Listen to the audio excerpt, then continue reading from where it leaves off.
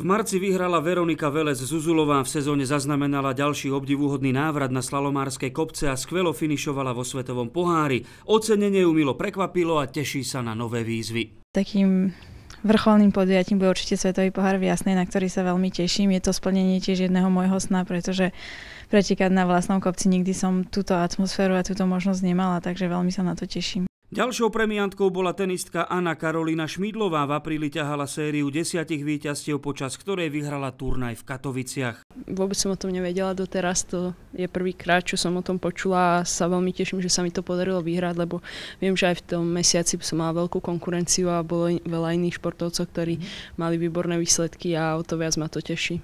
Tretím do partie je Peter Sagan. V novom týme Tinkoff Saxo začína zbierať úspechy. V máji triumfoval v celkovom poradí na pretekoch okolo Kalifornie a medzi nominovanými nechýba ani za mesiac jún.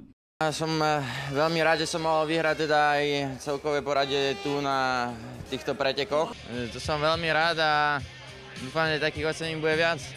Trio prvých laureátov poznáme a sme zvedaví, aké meno k nemu pribudne pri zajtrajšom vyhlásení júnového výsledku.